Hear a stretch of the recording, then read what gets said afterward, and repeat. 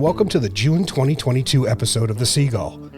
The Seagull is the place to stay up to date on everything you need to know about the 102nd Intelligence Wing at Otis Air National Guard Base, right here from beautiful Cape Cod, Massachusetts. I'm Tim Sandlin from Public Affairs, and I will get you up to speed on what's going on here at the Wing. In this month's show, we've got the Otis Civilian Advisory Council's annual Memorial Day ceremony. We get a little history about Juneteenth and a bit of information related to motorcycle safety. Finally, we hear a clip from this month's Chevrons. You won't want to miss it. But first, in this month's command message, Colonel Wendy Armijo, commander of the 202nd Intelligence Surveillance Reconnaissance Group, talks about recognizing the unique talents of each of our airmen, observance of Pride Month, and investment in our diverse force. Ladies and gentlemen of the 102nd Intelligence Wing, I'm Colonel Wendy Armijo, and I'm honored to officially welcome you to drill, annual training, and to present your command message for June 2022.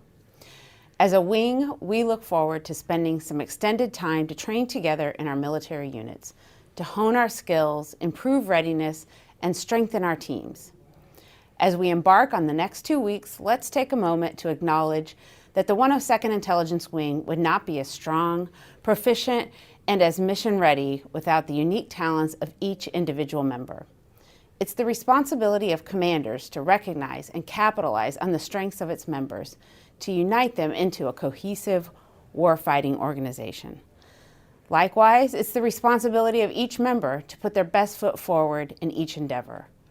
Whether it's participating in a readiness exercise, ensuring ancillary training is up to speed, or working so that your physical fitness is at its best, let's all pull together for the good of the team.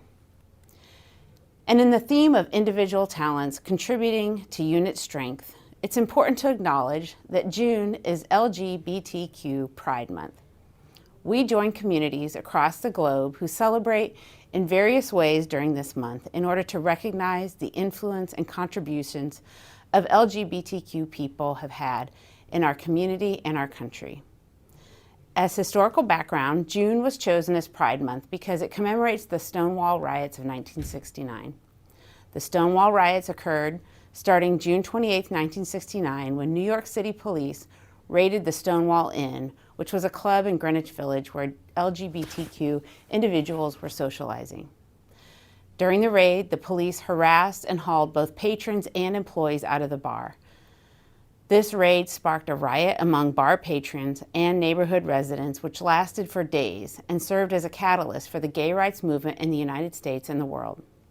Today, Pride Month is an opportunity to not only raise awareness of the current issues facing the community, but also to celebrate and encourage inclusiveness.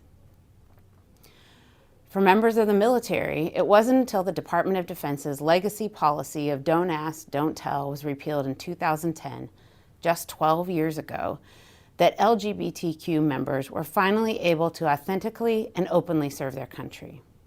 And just last year, the Pentagon went even further to expand its diversity policies when the ability to serve was again open to transgender individuals. The policy also gave those already in the military the ability to transition while serving, provided they can meet appropriate standards regarding fitness for duty. This ensures that the most talented and motivated citizens have the opportunity to actively serve in uniform and truly capitalizes on the idea of strength through diversity. In June, we not only honor the tumultuous path that LGBTQ members in the armed forces have taken, but we also applaud the fantastic strides the DoD has made in acceptance, inclusivity, and ensuring that each member is appreciated for the contributions they make to our military units and ultimately to national security both at home station and in the various deployed locations around the world. I challenge my fellow commanders and the senior NCOs of the wing to mentor young airmen of all backgrounds. Invest in each person, share your experiences, create opportunity for all members of your unit, and open the door for others. Let's create a culture of openness and curiosity, always treating others with respect. Challenge assumptions, raise awareness, and find common ground with those around you. Let's take it upon ourselves to produce rising leaders who embody the core values of the Air Force. When, just in recent history, LGBTQ members could not serve openly and honestly, let's now groom airmen who serve with courage, genuinely, and with a path to success. Without a doubt, the diverse makeup of our Air Force and the Air National Guard is the best part about us. When individuals come together in a confident and cohesive team, it creates a capable and ready force. Finally, as we all welcome a long-awaited summer, warmer weather, and time off with family and friends, please be safe and well. Thank you. Last month, at the end of May, we observed Memorial Day. As it's been done for decades, the Otis Civilian Advisory Council put together a beautiful ceremony that recognized the sacrifices of all who have laid down their lives in the service of their country. OCAC President Vonnie Jackard officiated the event, followed by comments by Joint Base Cape Cod Executive Director, Brigadier General Christopher Foe. This weekend, we join thousands of large and small communities throughout the United States to pause, to honor, and to remember those men and women who, while in defense of freedom, sacrificed their lives. This memorial park was established 53 years ago to ensure that those lives lost will continue to mean something for we, the benefactors of their service. It's the incredible efforts of organizations like OCAC that remind us of our value, not only to society in general, but the mission of every person, past or present, that wear the uniform. Those that support and defend the Constitution of the United States against all enemies, foreign and domestic. Members of OCAC, unlike many Americans, truly understand that freedom is not free. The price that some people pay for that freedom is exactly why we gather here today. Keynote speaker Colonel Sean Riley, 102nd Intelligence Wing Commander, spoke on the importance of Memorial Day. Opportunity, legacy, duty, purpose, patriotism. The reason someone chooses a life of military service differs from person to person. But even though there are many reasons to join and serve, there is one common understanding for the men and women in the armed forces. Service means sacrifice, up to and including one's own life. The Otis Memorial Park was originally created to honor the crew of an Air Force Constellation aircraft that crashed into the ocean on a mission well over 50 years ago. Since the first memorial was placed, many more memorials have been added to remember the Coast Guard, Air Force, Army, Marine, service members, and civilians that have lost their lives in service to their country. Riley also spoke of Captain Alan Lavoie, a 101st Fighter Squadron pilot who lost his life in the line of duty back in 1983. Today I would like to share the story of one of those brave Americans, Captain Alan Lavoie. His memorial is right over here on my right, the second one past the tree. And there's a plaque on the stone and a quote that reads, "A man can have no greater love than to lay down his life for his friend." Captain Lavoie was in the 101st Fighter Interceptor Squadron, Massachusetts Air National Guard, and died on June 6, 1983. At approximately 1100 hours on a cloudy morning, just about 39 years ago, Captain Lavoie and two other pilots took off in their F-106 Delta Darts from Otis Air National Guard Base on a training sortie.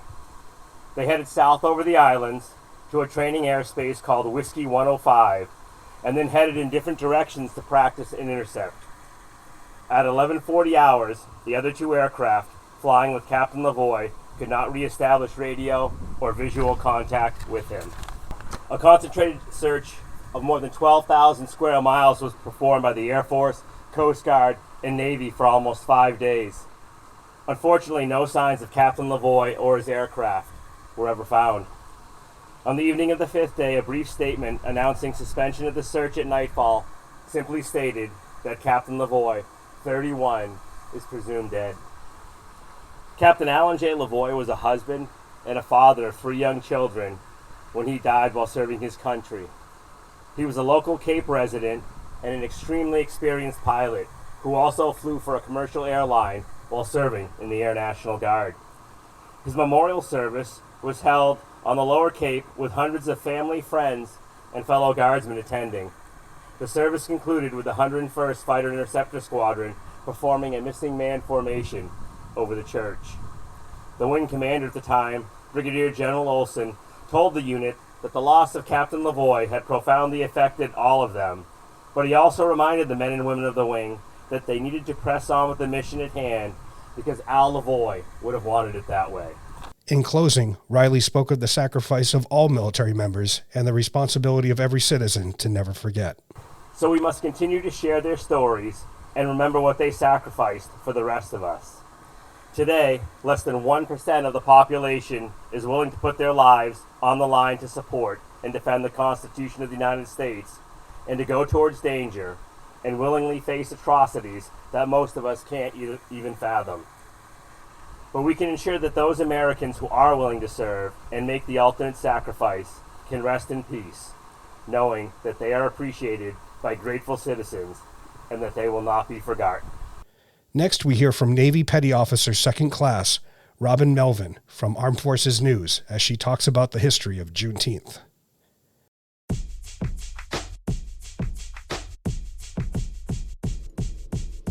A lot of people may ask, what is Juneteenth? It goes by many names: Jubilee Day, Liberation Day, Emancipation Day, and Freedom Day, but ultimately, it's called Juneteenth. Juneteenth celebrates the day when the last of the slaves in America were notified and released into freedom. June 19th, 1865. Although the Emancipation Proclamation was signed on January 1st, 1863, it would take 2.5 years for all slaves to be notified of their freedom. June 19th celebrates not just the freedom of African Americans, but the freedom of all Americans. We celebrate those who uplift, those who share their wisdom, and those who became our role models. Role models like John Henry Turpin, one of the first Black Navy chiefs, or Vice Admiral Samuel Gravely, the first Black officer serving aboard a fighting ship and the first Black admiral. Secretary Lloyd J. Austin III, the first Black Secretary of Defense. Not to forget the Vice President Kamala Harris and President Barack Obama, the first to hold their offices in the White House. So on Juneteenth, America remembers where we came from, where we are now, and where we need to go.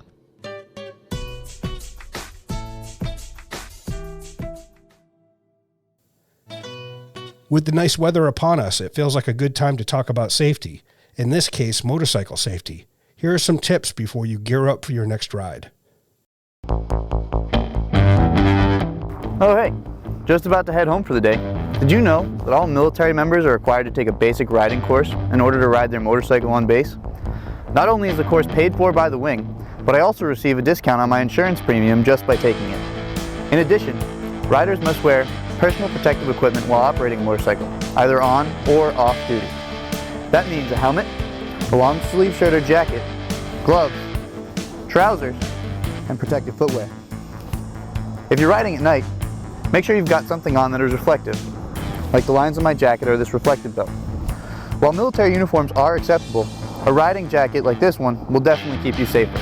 Alright, keep the shiny side up and see you out there.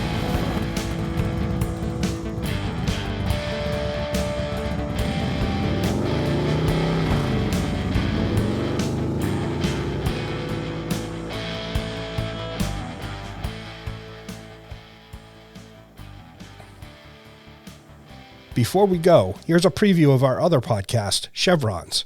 From junior enlisted to senior leaders and those in between, we interview notable individuals to address everyday challenges and hurdles the enlisted force faces. Featured on this episode are Chief Master Sergeant Denny Richardson, the Command Chief of the New York Air National Guard, and Tech Sergeant Frederick Friedman, a recruiter at the 109th Airlift Wing, Scotia, New York, who talked about adapting and embracing culture shift in the force. The Air Force had to adapt. They had to adapt because the young members that are coming in today were not us. So they know that they're going to have to be there. They need to be, trained differently. How they receive information is different. They grew up differently. They grew up in an age or in an era of technology. Where if they met a new person or made a new friendship, normally it was done behind their telephone. On Snapchat or Snapchat, Instagram, Facebook, So that's how they, meet their friends. That's how they met their new acquaintances. So, so just imagine that. Just imagine taking a young trainee And the first time they get off the bus, and that, now they have to have that face-to-face interaction with an MTI, and with other members, that's a tough transition to make for them, So I think the Air Force has got it right. I think they adapted their style without sacrificing the discipline and the standards of what it means to be a professional airman. They just adapted their leadership style, their style just a little bit, so that they can get the most out of that trainee to turn them into productive airmen, and that's a lesson for us all. We have to be adaptable leaders. We have to understand, that airman, that young airman that we are receiving back into our organization is not us and was trained differently, than we were trained, and not only do we have to understand that, we have to respect it. We have to respect it. To me, a successful leader is a leader who's able to take members, and motivate and inspire them to achieve, set objectives and goals. If you are not effective at it, and in order for us to do that, we have to be adaptable. We have to be adaptable, because the same way I can speak to a Chief Sullivan, I cannot speak to an A1C Sullivan, that same way. So we have to be able to adapt our leadership style. But for professional development, when I came up, it was totally different to what the members are receiving now, which is phenomenal, because that means that we see the value in that. And I think I said it before, what got us here or what got me here won't get them there. So I need to make sure and understand that they have those tools, to be successful. And it comes from professional development, not just for today's fight, but for the future fight as well. Our guest on that clip, Chief Richardson, hosts the Journeys Through Leadership podcast, which is currently in its second season of bringing in-depth conversations with airmen from all walks of life. Give it a listen on your podcast platform of choice. Here's a quick clip. And so the onus was upon me as a Chief Master Sergeant, as a senior non-commissioned officer, to look at my career and decide where I wanted to go next. I mean, the development was happening throughout the course of my career, but it was at that point I had to decide if I was going to use the development or was I going to depend on someone else, to define my career for me. And it was, I'm going to get after it. And so I told him, so no, sir, I'm just going to apply for my next opportunity. And if it works, it works. And if it doesn't, then, then that means that it's time for my career to end. Fortunately, it didn't happen that way, but it was just at that moment where, and I think it's for a lot of us in our careers, we got to understand that, the development that you have, if you understand and appreciate it, it will set you up for success. But part of it has to be you, getting involved in where you're going to go next in your career. Because there are great people out there that want to see you do greater things, but you got to get after it yourself. And it can't be a case where, you're depending on someone else to get there for you. Your organization will set you up for success. You got to use those tools and resources they gave you to the best of your ability. All right. So now for myself, there were several, about 3 different times where there was some impact in my life to think that, hey, it could be something bigger or something better that I can do within the organization and grow from there. I take it all the way back to when I was an Airman First Class, and I went to, back then they didn't have ALS, it was called NCO Prep. Yeah. And so I'm taking you back in the day. He aging so himself yeah, now. Right? Yeah, they had NCO Prep, and I went to NCO Prep.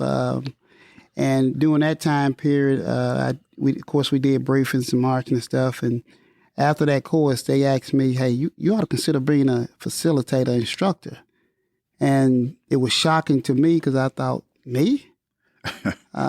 You saw something in me to even ask me that? So that was one time. And so then you move up to when I was staff sergeant. And back then, because when I came in 87 and during the 90s, we was a strategic reserve. So within the airport, it was airport squadron. Then we had over 200-some people, and it was packed. A lot of people stayed until age 60, and they didn't get out. And I went off to NCO Academy, and I pushed my chief at that time to let me go, and I went off as a staff sergeant up to McGee Tyson. And going through the NCO Academy, I missed being John Levitor Award by about 2 points. Mhm. And so that was another motivating, inspiring moment. I said, man, I may have some gifts and skill here, possibly some good work ethics to maybe take me into the future.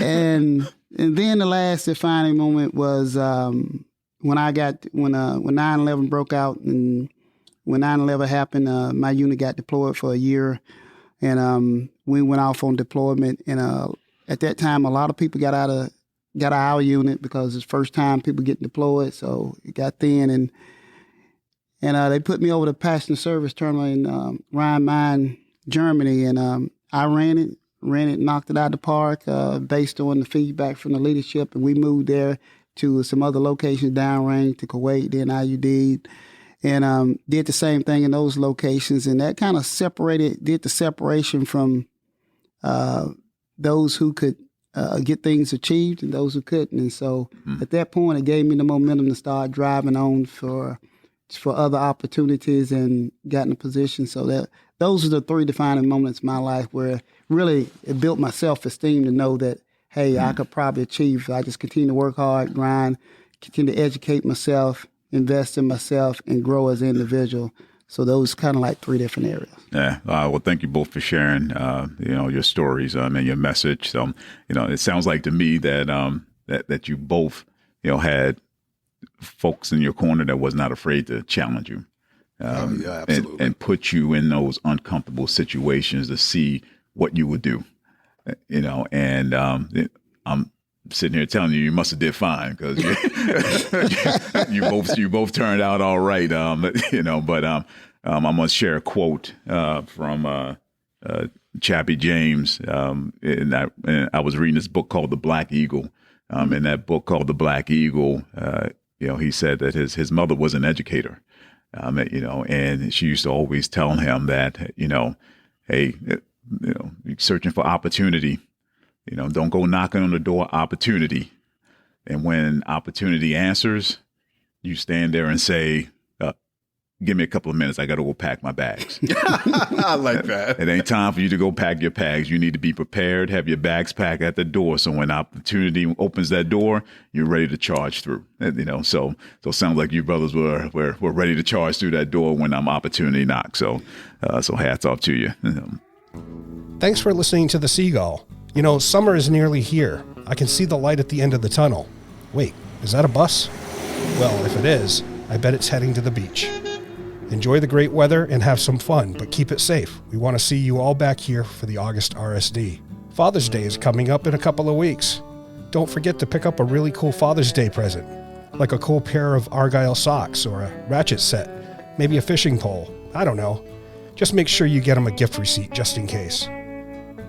For more news from the 102nd Intelligence Wing, visit our website at www.102iw.ang.af.mil/links or search for 102IW on any major social media platform.